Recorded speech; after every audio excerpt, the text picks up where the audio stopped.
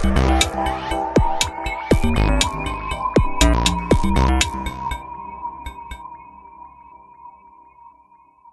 I'd like to have my esteemed panelists actually join. So you have Jem, Joachim, and Sina.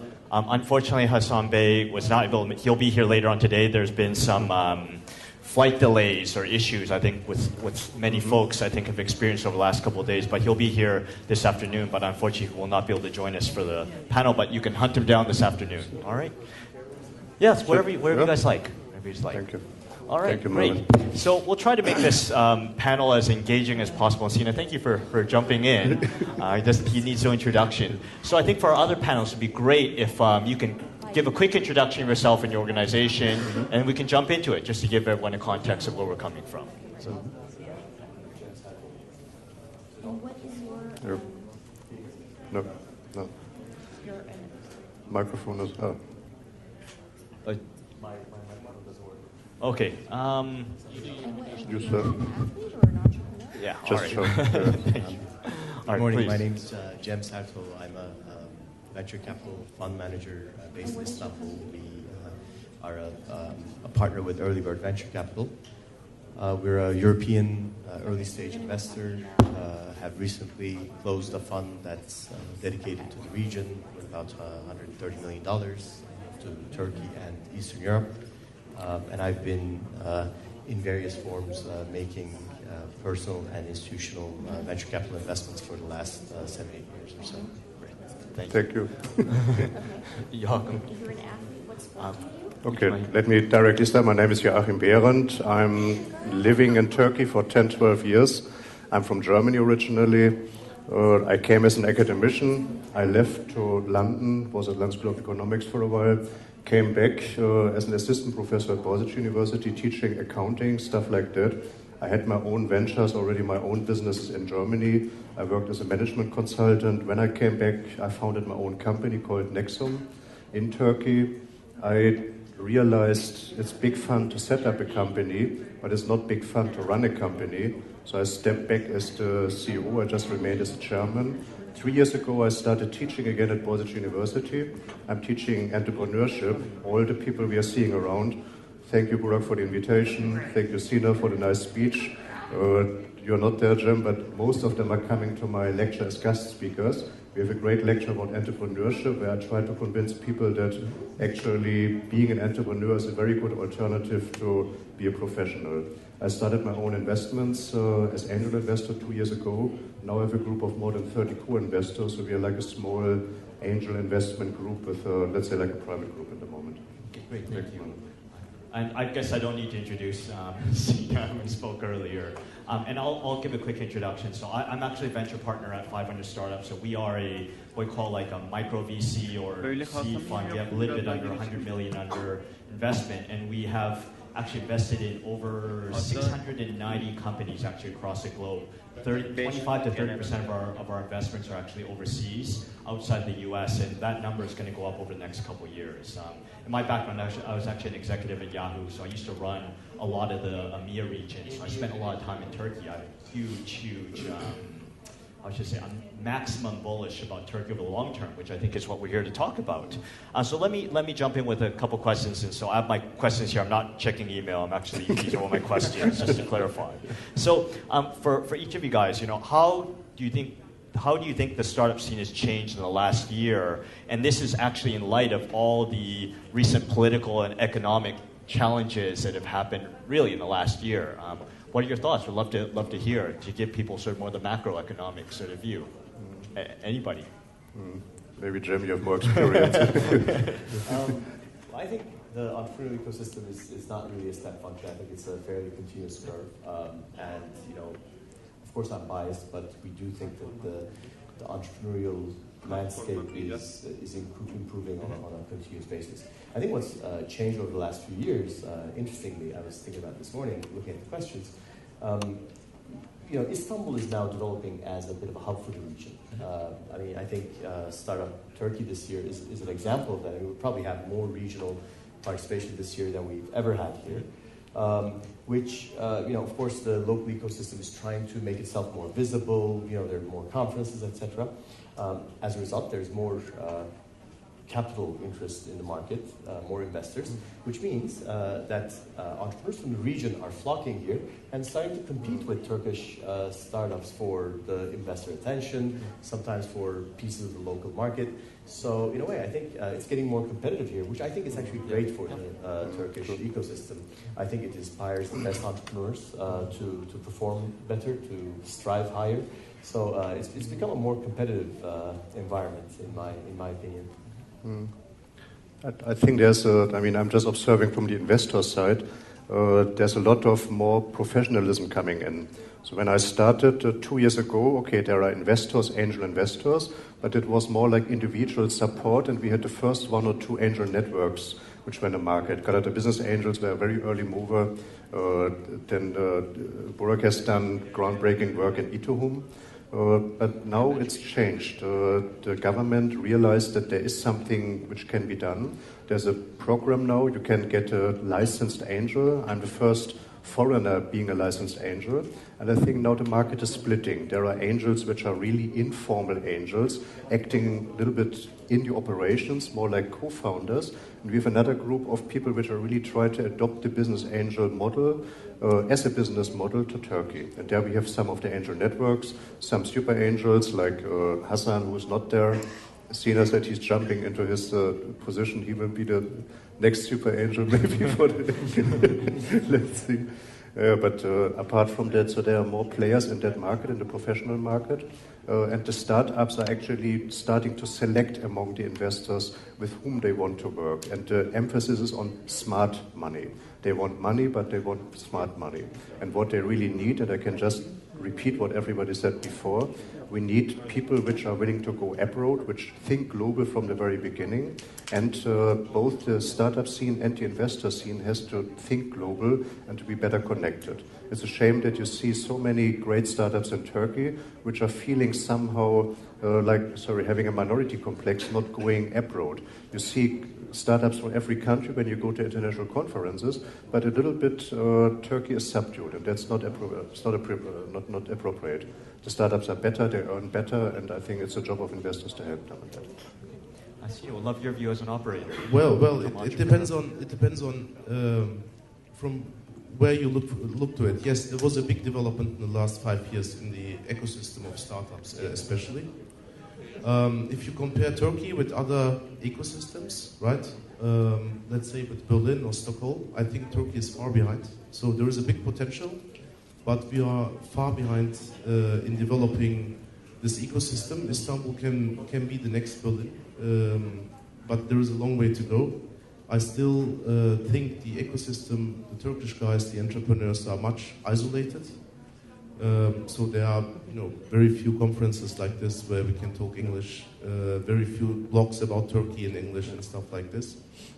I think the government supported, yes, the investor side, but there is almost nothing they did for the entrepreneurial side.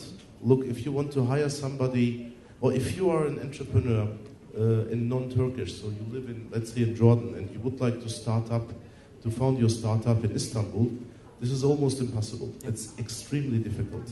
So the obstacles continue, but I'm also a big believer in the future of the Turkish ecosystem. It's just getting started. It's a good lead on to sort of the next question is like, what do you think? So, there are definitely some challenges I think that will raise of just difficulty setting up companies, sort of sometimes even lack of sort of looking beyond the borders of Turkey. But what do you think is Turkey's sort of edge? Like, what are the good things that you see in the Turkish market? Like, for example, Ukraine. I spent a lot of time in Ukraine and Russia. Awesome technical talent, right? Their sales and marketing sucks, but like their technical talent is very, very good. What is Turkey's edge, you think? Like, from when you see from... Let me start with e-commerce. Logistics, payments, we are far ahead of all other countries around us. This is really making investments in startups very easy. I think we have still a lack of talent. So we need more people, more developers, more mobile developers, etc. But Turkey is a big country, very good infrastructure, and young population, which loves to consume. Yeah. So I think these are the 4 important drivers for the e-commerce. maybe adding something. I mean, it's a young population. I'm from Germany, and if I sit in a cafe in Germany, people are doing it the traditional way. They are talking to each other. If they're sitting in Turkey, they're not talking to each other, or they do it maybe with social media. I mean, that it has bad and good implications, but basically, Turkey is very internet, let's say, oriented. I mean, social media, mobile commerce, e-commerce anyway, so you can see that this young population actually using that. So I don't want to underestimate Turkey, but it's like a great test market for these new technologies, a great market for new business models that can be started. Let it be in Istanbul, let it be Izmir, let it be Ankara. I mean, they are starting there, and the market, if it's just a start for a global expansion, then it's a really, really great place to start. And one side remark, when I came from Germany, I mean, you know, Germans, they're very careful, they're thinking about everything. I'm still doing consulting in Germany, I go every week. I mean, everything is very solid, the processes are well defined and whatever. But until you get a decision, until they start doing something, oh my God, it takes ages. Once they start, they are like a machine. They're continuously properly executing. If you go to Turkey, to be honest, you have a little bit of the opposite. So you have a great start, and that is actually what you need for startups. People are brave enough to jump, to take an idea, to do it, and just to do it with bootstrapping. They don't need necessarily money, they just try it. Okay, the part maybe sometimes lacking is proper execution and patience to do this 2, 3, 4, 5 years. But basically, as a startup ramp, Turkey is, let's say, the people in Turkey, they're actually born for doing this. I'd add a couple of more things. First, the good news also in Turkey is that there still are many large problems to be solved. When we look at Turkey's $800 billion economy, and when you look at the technology-enabled portion of that, is actually quite small. So there is, for smart entrepreneurs, there is quite a bit of large problems to tackle. Second is that being a large economy, Turkey is already globally competitive in certain sectors. So to bring digital solutions into some of these sectors, I think Markphone is a great example. I mean, Turkey is a fashion powerhouse in the region, in the world, exporting to all around the globe. And to bring a technology-enabled solution to that industry, to leverage off of that, is I think, also something that Turkey offers to entrepreneurs. I would also probably add, in my just an observation as outsiders, is I think Turkey actually plays a role in the entire MENA region. It's sort of what Korea or what Japan used to. I say in more Korea now about the soap operas, the fashion, from a thought leadership perspective, even from politics, for better for worse. Like there's some thought leadership here, and that's something that being a regional hub, and also one of the benefits of like Istanbul. So easy to get people, if you're trying to attract national talent or even speakers or people participate actually in the startup scene, it's actually really, really easy because everybody wants to come to Turkey. It's the truth. I have a lot of VC friends, unfortunately, weren't able to make it to this event because of family stuff, but my friend Tim Chang from Mayfield, I asked him about this. He's like, oh yeah, I'd be on, he's coming next year, so which is good. And so I think that's definitely an advantage versus, say, going to Sweden during this time of the year. As wonderful Sweden is, it's weather-wise, it's kind of brutal. Or even Finland, right? Like it's not as easy, although these are wonderful countries and not taking anything against them. So what do you think so these are the good things. What do you think is holding back Turkey? What is missing from supercharging this region that Turkey should be like in Israel or Estonia or even a Berlin? Like what is missing? I start from I think the biggest lack in Turkey is the money part. If you look at the internet, I would say we have 3 active VC companies, right? I guess the volume they have is between 60 and 100 million they could put into the internet. Yeah. So if a company becomes large, in early stage there are some business angels, a few, and then 3, 4 companies. If a company is getting larger in Turkey, it becomes very difficult to have a Series B. This is first of all a big opportunity for also the foreign VCs, really a big opportunity. But a country like Turkey needs to have a much stronger VC and investors structure as we used to have. Because every company which is getting more than 20, 30 million Turkish liras of annual revenues will have problems in getting funding. Right? So this is on the investor side. On the entrepreneur side, I'd wish that Turkish entrepreneurs have a much more global vision. So I think we miss opportunities if we only focus on Turkey. We can focus on to the region. We can also focus to Europe. And if I look at the companies, internet companies from Turkey, who has expanded, there are not that many examples. Yeah, maybe there are 5 or 6, but it should be 50 or 60. This is the big potential. I think what Sina mentions is kind of interlinked because I think it's expensive to grow, and Turkish companies with the lack of capital, which I fully agree with, I think are usually by the time they get to a substantial size, they start to get prematurely conservative. Instead of shooting for the stars, they want to make sure that they don't screw up what they've created successfully, because a lot of times the wealth of the founders is largely locked up in the equity of that company that they built. Let me add something for the entrepreneur side. I mean, we are much earlier in this food chain with angel investments. We are not facing, let's say, capital shortages, funding shortages. What we are facing is actually entrepreneur shortages. And what I do not mean is necessarily only the ideas. I mean, people which are really thinking global, which are thinking outside of the borders of Turkey. There's a lot of, I mean, Turkey is a big domestic market, but normally if we invest as angels, we do this with looking for an exit. And if our exit are, normally it should be a VC fund, for example, if they look global, we have to look global, which means we cannot invest into purely domestic business. It's not big enough after a while to invest into that. So this global perspective and the connections, the international connections, is quite important. As I said, Burak is doing groundbreaking work. He started already a lot of e2home coffee meetings in Dublin and London, San Francisco and other areas. I mean, just get exposed to international, let's say, players and think more international. The entrepreneurs are great, but I mean, be brave enough to do it and to think global and then do it for a while. Just have an idea and go through it. We have some people around here, foreigners, you will hear them when they're pitching, who are having some experiences how it is to be an entrepreneur as a foreigner in Turkey. There are quite tough experiences. There's a way to do it, but it's very difficult. Listen to them in the afternoon.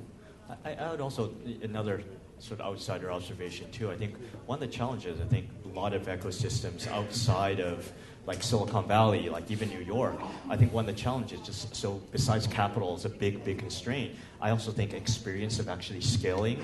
So there are very few companies, for example, in Silicon Valley, where there's a lot of people scale the company from 10 million to 100 million, $100 million, or 50 to 150 to 1,000 to 3,000. There's actually a very big group of people who've actually done that. And I think if you look at a lot of countries, like I'm looking Europe, even in, I'm not going to talk about Asia, but Europe as a whole, particularly in the startup ecosystem, one observation is there are not a lot of people who've actually done that. And I think that's a challenge because you're learning and making a lot of mistakes along the way. What do you guys think? I'm curious.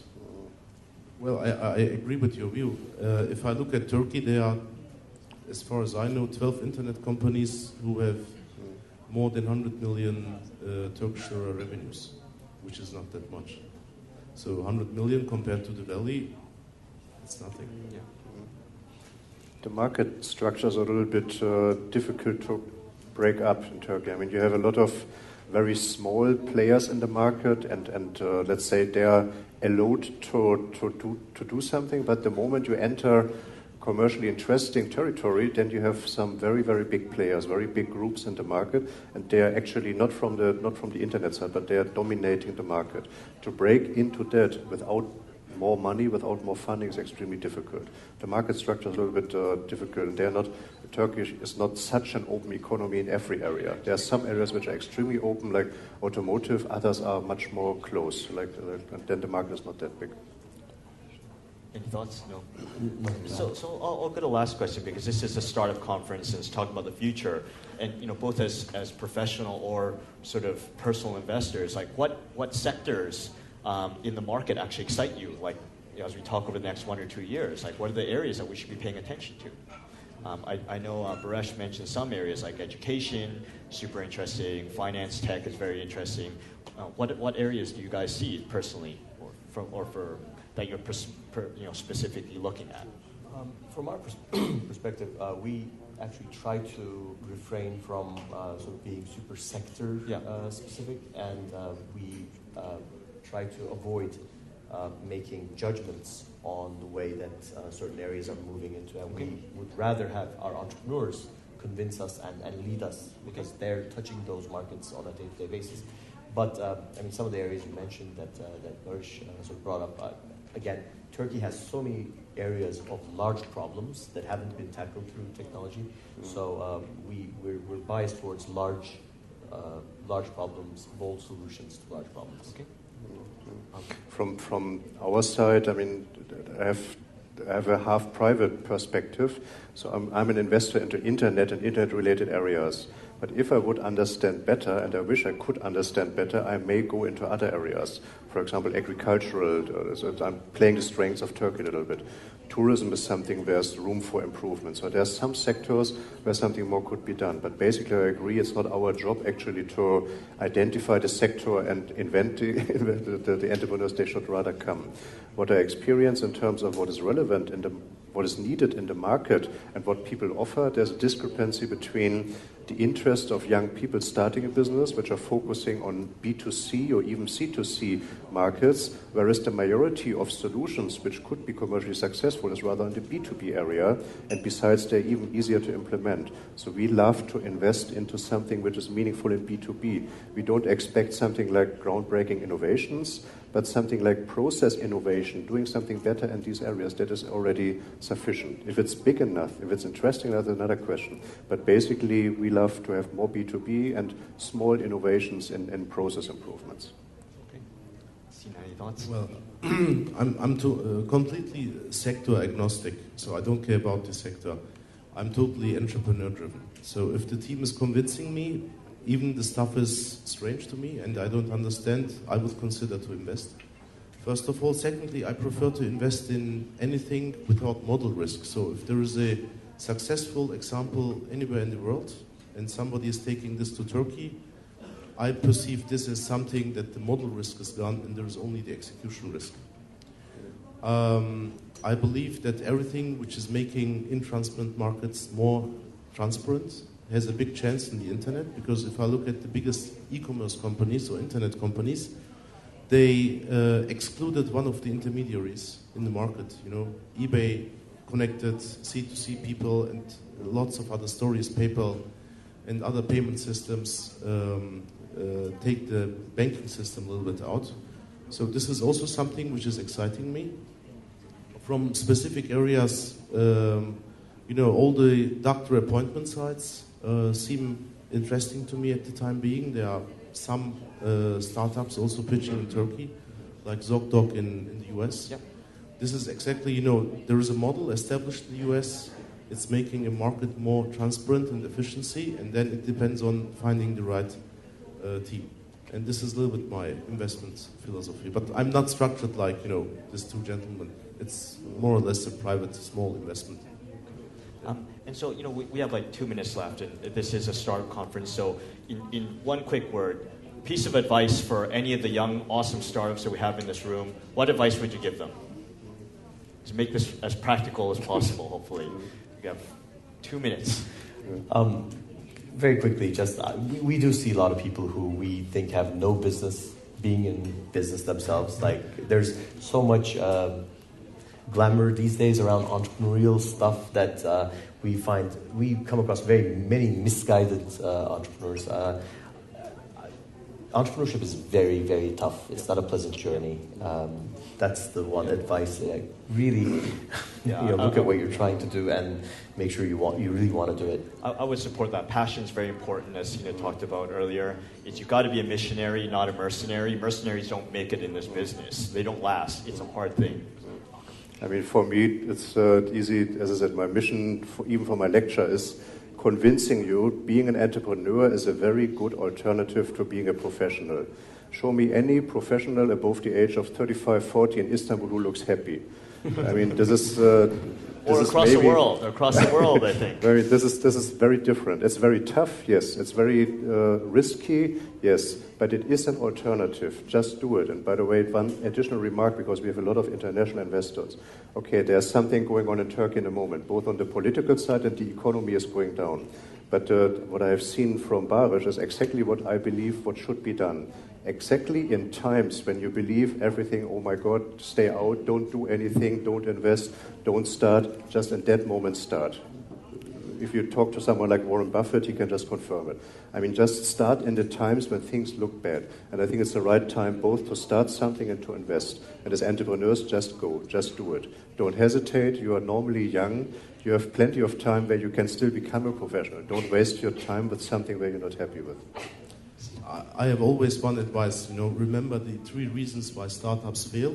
First one, they don't have customers. Second one, they don't have customers. Third one, they don't have customers.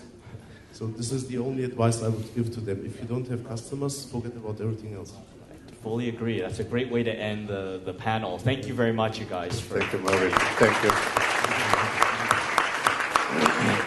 Thank you.